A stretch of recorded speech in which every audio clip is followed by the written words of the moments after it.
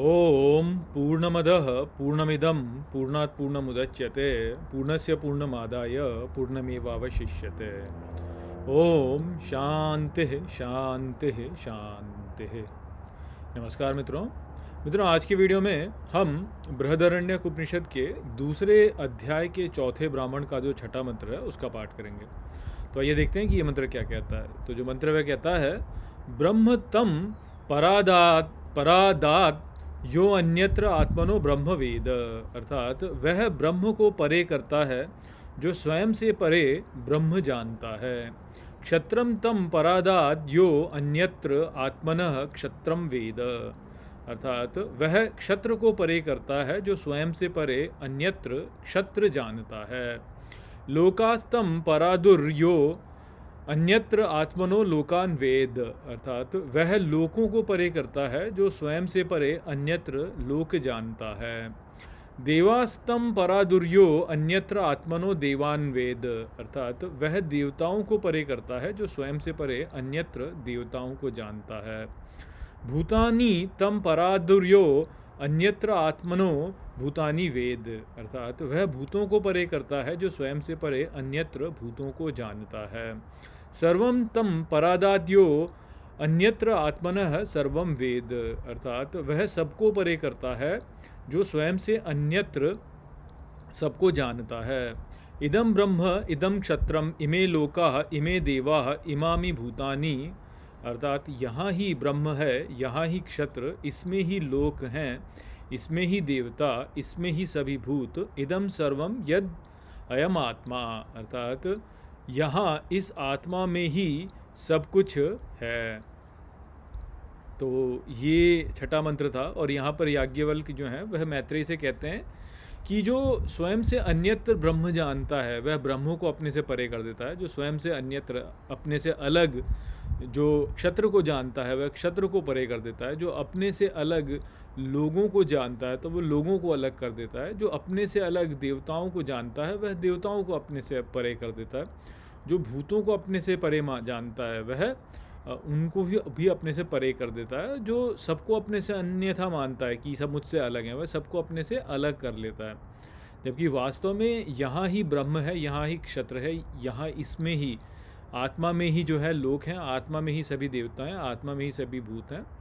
और ये जो समझ लेता है वह सब कुछ का आत्मा ही हो जाता है, क्योंकि उसमें ही सब कुछ वास्तव में हो जाता है। तो जो बात यहाँ पे बताई जा रही है वह जो हम समझ रहे हैं वो अभी पिछले जो मंत्र था जो उसके द्वारा ही जो है इसको भी ये बात समझ में आती है। क्योंकि वहाँ पे क्या बोला याज्ञवल्क्य ने, वहाँ पे याज्ञवल्क्य ने बोला कि किसी की कामना के लिए कोई चीज़ प्रिय नहीं होती है, अपनी कामना के लिए, आत्मा की कामना के लिए कोई वस्तु प्रिय होती है। तो जो आत्मा जो है वह ही वास्तव में प्रिय वस्तु है। मैंपन जो है, मैं, वह ही वास्तव में प्रिय वस्तु है। और इस मैं को जो प्रिय होता है वह ही वास्तव में प्रिय हो जाता है। तो क्योंकि ऐसा होता है इस कारण से ये जो मैं है, यह जो आत्मा है, यह ही जानने योग्य वस्तु है। और इस मैं से जो जोड़ा जाता है वह ही वास्तव में अपना हो जाता है, और जो मैं से अलग कर दिया जाता है वह दूर हो जाता है। तो यदि हम ये सोचते हैं कि ब्रह्म हमसे अलग है तो ब्रह्म फिर अलग हो जाएगा हमसे, हम अलग और ब्रह्म अलग। यदि हम सोचते हैं कि क्षत्र जो है, वर्चस्व, वह हमसे अलग है तो क्षत्र हमसे अलग हो जाएगा फिर। और इसी प्रकार से सब कुछ है। लोगों को यदि हम अपने से अलग मानेंगे कि मैं और ये अलग हैं तो फिर वो अलग ही हो जाएंगे। वास्तव में जो भी धारणा जो ये आत्मा है बनाता है वह उसी प्रकार से हो जाती है। जैसे गीता में श्री कृष्ण ने क्या कहा है, ये यथा माम प्रपद्यन्ते तांस तथैव भजाम्यहम्। जो मुझे जैसे पूछता है मैं भी उसको वैसे ही पूछता हूँ। तो यदि हम किसी को किसी प्रकार की धारणा देते हैं तो वो जो है वो भी हमको वही धारणा दे देता है। इसीलिए जो है यदि हम किसी में बुराई देखते हैं तो उसकी जो बुराई है, जो हमने उसमें बुराई देखी, वो बुराई फिर हम ही में आ जाती है, क्योंकि हमने बुराई देख ली। इस कारण से अब आप देखिए, जैसे जो बाइबल है, बाइबल में जो कथा आती है आरंभ में, जो जेनेसिस में कथा आती है, उसमें क्या है कि आदम और हव्वा थे और वो जन्नत में थे। और उन्होंने जो है अच्छे और बुरे का जो वृक्ष था उसका फल खा लिया और फिर वो नीचे गिर गया वो। तो वो नीचे क्यों गिर गया? क्योंकि अच्छा और बुरा जो है वो उन्होंने कर लिया, उन्होंने अच्छे को छोड़ करके बुरा प्राप्त कर लिया। केवल अच्छा ही रखते तो कोई समस्या नहीं थी, परंतु क्योंकि उन्होंने अच्छा और बुरा डाला तो इस कारण से उन्होंने बुरा जो है उसको पा लिया, और जब बुरा को पाया तो नीचे गिर गया।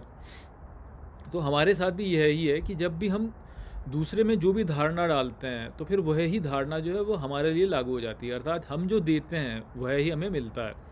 तो अब यदि हम दूसरे को अलग मानेंगे तो हम उससे अलग ही हो जाएंगे, वो हमसे परे हो जाएगा। यदि हम उसको अलग नहीं मानेंगे, अपना ही मानेंगे, तो वो अपना हो जाएगा वास्तव में। बस इतनी सी बात है। तो ये बहुत ही सीधी सादी बात है, बहुत ही सिंपल सी बात है, परंतु ये बात हमारे समझ में आती नहीं। क्यों? क्योंकि हम जटिल हैं वास्तव में। क्योंकि हम जटिल हैं इसलिए हम इन बातों को समझ नहीं पाते। ले दे के जो बात है समझने की वो यही है कि हम जैसा बनाएंगे बस वैसा ही हो जाएगा। इसीलिए कुरान में बार बार अल्लाह कहता है कि अल्लाह जैसा सोचता है कि वैसा ही हो जाता है। अल्लाह जैसा सोचता है वैसा ही हो जाता है। अब समस्या क्या है कि लोग अल्लाह को ही जब नहीं समझते तो फिर क्या करें हम? अब फिर क्या कर सकते हो आप? जब ये नहीं, अल्लाह को ही नहीं समझ रहे हो, आपने अल्लाह को अपने आप से अलग मान लिया, आपने बोला कि अल्लाह तो कहीं बैठा है कहीं और हम इस संसार में यहाँ पे हैं, तो फिर वो आपने अल्लाह को अलग कर दिया तो अल्लाह बोलता है ठीक है अलग, अब हम अलग ही हो गए। क्योंकि आप ही तो हो वास्तव में, वो जो सत्य है वो आप ही हो वास्तव में। तो आप जैसा करोगे वैसा ही वो मान लेगा। ये जो जगत है, ये संपूर्ण जगत जो है ये आत्मा में ही अवस्थित है, और वो आत्मा ही हमारा स्वरूप है, और हम जिस प्रकार की परिभाषा देंगे वैसा ही हो जाएगा। अब समस्या यही है कि हमने परिभाषा गलत दी हुई है, हमने परिभाषा अलग दी हुई है। हमने ये माना हुआ है कि हम तो ये हैं जी और ये जगत ऐसे है और ये हमसे अलग है। अब क्योंकि हमने इस परिभाषा को दे दिया इस कारण से ऐसा ही हो गया है हमारे साथ में। तो हमको यही लगता है कि हम तो जी ये हैं, ये शरीर में हम जी यहाँ पे जन्म लिए हैं, हमारे माता पिता के साथ में हमने जन्म लिया है यहाँ पे कि जब माता पिता का संयोग हुआ तो उससे ये शरीर जन्मा। अब हमने मान लिया ये शरीर हम हैं और बस हम इस शरीर से अलग हैं। वास्तव में शरीर में हैं हम और बस हम ये शरीर ही हैं, और ये जो जगत है ये सब हमसे अलग है। तो अब क्योंकि ऐसा हमने मान्यता उसको दे दी तो बस अब वही हो गया। देखिए, हम मानते हैं बहुत सारी चीज़ों को यहाँ पे। जैसे किसी एथीस्ट से यदि आप बात करें तो एथीस्ट बोलता है कि भाई हम तो जो है ऐसे ही अंधविश्वास नहीं करते, हम कुछ मानते नहीं हैं। जब तक आप हमें जो है कोई आप हमें साक्ष्य नहीं प्रदान करेंगे तब तक हम आपकी बात नहीं मानेंगे, ऐसे बोलते हैं वो। जो आस्तिक नहीं है, नास्तिक लोग हैं जो। अब होता क्या है कि जो मान्यता उन्होंने मानी हुई है वो मान्यता भी अपने आप में जो है मान्यता ही है वास्तव में, ये नहीं समझते वो लोग। तो उन्होंने क्या माना? उन्होंने माना कि मैं ये शरीर हूँ और मेरे माता पिता का मिलन हुआ तब मैं यहाँ पे जन्मा।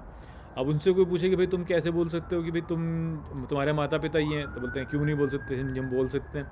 तो वास्तव में कोई भी व्यक्ति जो है, आजकल डीएनए टेस्टिंग संभव हो गई है, वो एक अलग विषय है, परंतु यदि किसी से वैसे ही पूछा जाए कि भाई तुम्हारी माता ये है, तुम्हें कैसे पता कि तो इस माता ने तुमको जन्म दिया है? तुम ये बता दो कि इस माता ने तुमको जन्म दिया, ये सिद्ध करके दिखा दो। डीएनए एक अलग बात है, अब डीएनए टेस्टिंग के द्वारा लोग बोलते हैं, परंतु वैसे यदि देखा जाए तो हम ऐसे सिद्ध नहीं कर सकते कि भाई हमारे माता पिता यही हैं। क्योंकि उस समय जब हम जन्मे थे तब हमें थोड़ी ना कोई बोध था कि भाई ये हमारे माता पिता हैं। तो सब कुछ हमने वास्तव में माना ही है। और चलिए मान लीजिए डीएनए से टेस्टिंग से भी आपने बोल दिया कि हाँ ये मेरे माता पिता हैं, फिर भी जो है आप कैसे बोल सकते हैं कि भाई आप जो हैं वो ऐसे ही हैं, यह ही आप हैं वास्तव में, आप ये शरीर हैं, आप कैसे बोल सकते हैं? आपका ये शरीर का एक हाथ काट दिया जाए तो क्या आप कम हो जाते हैं? नहीं होते ना कम, उतने के उतने ही रहते हैं। पूरा शरीर छिन्न भिन्न हो जाए, परंतु आपको यदि आप में चेतना है तो आप वैसे उतने के उतने ही रहते हैं। कोई आपसे पूछे कि आपके शरीर में आप कहाँ हैं, तो आप ये भी नहीं बता सकते कि शरीर में कहाँ है। और फिर भी वो भी मान्यता है ना, और फिर उस मान्यता को तो उन्होंने सच मान लिया। और बाकी लोग यदि बोलते हैं कि भगवान हैं या हम भगवान में विश्वास करते हैं तो फिर उसको मानते नहीं। तो अब किसी से बोलो कि पुनर्जन्म होता है तो बोले हम नहीं मानते, आप कैसे बोल सकते हो कि पुनर्जन्म होता है, हम तो नहीं मानते। तो पुनर्जन्म नहीं होता ये सिद्ध करके भी दिखा दो फिर आप। और यदि आप नहीं सिद्ध कर सकते तो फिर वो भी मान्यता ही है ना फिर एक, कि भाई पुनर्जन्म नहीं होता, वो भी एक मान्यता है। पुनर्जन्म होता है वो भी एक मान्यता है। मृत्यु पश्चात हम रहते हैं कि नहीं रहते हैं वो भी मान्यता है, नहीं रहते हैं वो भी मान्यता है। तो मान्यताएं ही हैं वास्तव में यहाँ पे। तो ले दे के जो बात है वो यही है कि यहाँ मान्यताएं ही हैं सारी की सारी। सब कुछ मान्यता पर ही है, हमारी मान्यता पर निर्भर करता है। जो हम मान लेते हैं वह ही सत्य हो जाता है वास्तव में हमारे लिए, हमारे जगत में। तो जब बार बार अल्लाह ये कह रहा है कि जैसे मैं बोलता हूँ, जैसा मैं चाहता हूँ वैसा ही हो जाता है, तो वो इसलिए है क्योंकि हम उनका ही अंश हैं। तो जो उनकी जो वो शक्ति है, संकल्प शक्ति, वह संकल्प शक्ति हमारे भीतर भी है। तो हम जो मान्यता देते हैं वही हो जाता है वास्तव में। और जैसे कि भगवान कृष्ण ने बोला कि जैसी तुम मुझे पूछते हो वैसे ही मैं तुम्हें वापस पूछता हूँ। तो यदि हम जगत को एक कोई संज्ञा देते हैं कि जगत ऐसे है, तो जगत बोलता है ठीक है ऐसे ही है। तो अब समस्या ये है कि क्योंकि हमें संशय है, हमें संशय होता है, हम पे भगवान पर विश्वास नहीं होता, इस कारण से जो है हम भगवान की पूजा इस प्रकार से करते हैं कि हमें संशय है। और इस कारण से फिर उधर से भी संशय ही आता है। वो बोलते हैं ठीक है तुम मुझ पर शंका करते हो तो लो शंका ही करो फिर तुम, तो जैसे तुम पूजोगे वैसे ही होगा। तो वो वाली बात ही यहाँ पर जो है बताई जा रही है कि जो जिसको तुम परे करोगे अपने से, वो तुमसे, जो जिसको भी तुम अपने से अलग मानोगे, बोलोगे ये मैं नहीं हूँ, तो वो तुमसे अलग ही हो जाएगा। और यह ही हमारे साथ में होता है जगत में। हम क्या सोचते हैं, हम यही सोचते हैं कि हम जी मैं जो हूँ मैं भारतीय व्यक्ति हूँ, और जी मैं जो है मैं किसी दूसरे उसका व्यक्ति नहीं हूँ। तो भाई ठीक है, फिर वैसे ही हो जाता है। फिर आप बोलो कि नहीं जी मैं तो मुसलमान हूँ, तो मैं मुसलमान हूँ बस, तो अब वो मुसलमान ही हो, फिर आप हिंदू नहीं हो सकते, फिर आप जो है सिख नहीं हो सकते, आप ईसाई नहीं हो सकते, आप कुछ नहीं हो सकते। फिर तो रहो वहीं पे, फिर उसी एक में वो रह करके रहो। और जैसे ये करोगे आप, जैसे ये करोगे, एक में किसी में सीमित हुए तो सीमित हो गए, और सीमित हो गए तो कर्म बंधन में फंसे, द्वैत में फंसे, फिर दुनिया भर के लफड़ों में फंसोगे, फिर दुनिया भर के लफड़ों में फंसोगे फिर। तो ये बात जो है यही हमको समझनी है। आपने बोला कि जी मैं तो पुरुष हूँ, मैं पुरुष हूँ, तो वो पुरुष हो गया बस। अब स्त्री जो भाग है वो गया आपका, तो अब स्त्री भाग गया आपका, फिर उसमें जो है फिर आप फंसो, फिर उनमें काम वासनाओं में फंसो फिर, क्योंकि फिर स्त्री को और आकर्षण होगा। ठीक वही बात स्त्री के लिए, स्त्री ने बोला कि मैं स्त्री हूँ, तो अब उसको पुरुष की ओर आकर्षण होगा, क्योंकि आप पुरुष स्त्री में फंस गए या पुरुष में फंस गए तो अपूर्ण हो गए ना। अब मैं बोला कि जी मैं तो जी मैं तो इस जाति वाला हूँ, तो अब मैं इस जाति वाला हूँ, तो बस अब इस जाति में फंसे रहो, फिर अब इसी में फंस जाओ, और ऐसे ही फंसोगे। ऐसे ही व्यक्ति बंधता है, ऐसे ही व्यक्ति बंधता है फिर इन सब में, फिर बंधता चला जाता है।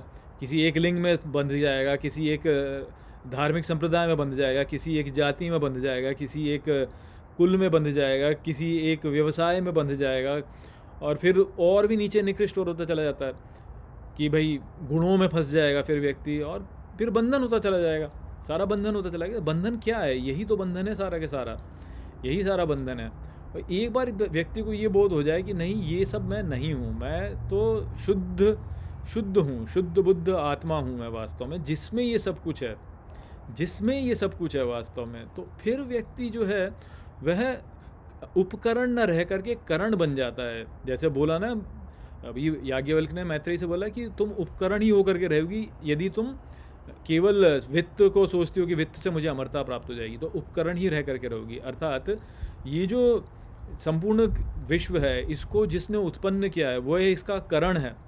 गीता में श्री कृष्ण भी तो कहते हैं ना कि प्रभवम सर्वभूतानां, मैं सबका प्रभाव हूँ वास्तव में, तो मैं सबका करण हूँ, मुझसे ही ये सब कुछ उत्पन्न हुआ है, मैं करण हूँ वास्तव में। तो वो जो करण वाली अवस्था है वह अवस्था जो कि सब में सम्मिलित वाली अवस्था है ना, वो किसी से पृथक थोड़ी है। अब आपका करण जो है वो भी भगवान है, मेरा करण जो है वो भी भगवान है, मेरे पीछे जो वृक्ष है इसका करण भी भगवान है, कोई दूसरा व्यक्ति रहता है उसका करण भी भगवान है। तो यदि आप करण बनते हैं तो आप में सब कुछ सम्मिलित हो जाएगा, सब सम्मिलित हो जाएगा।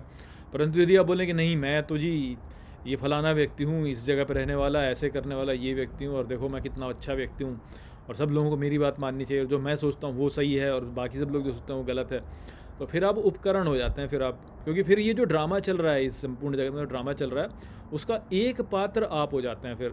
अब फिर जब एक पात्र आप हुए तो फिर सब चलेगा, फिर फिल्मों में जैसे होता है ना वैसे होगा। फिर फिल्म का उदाहरण बहुत अच्छा उदाहरण है इसमें, जैसे फिल्म में अलग अलग पात्र होते हैं, तो सारे अलग अलग पात्र जो हैं वो उस पूरी फिल्म के उपकरण हैं, परंतु वह जो फिल्म है वह फिल्म अपने आप में जो फिल्म जिस प्रकार से है वह करण है उसमें।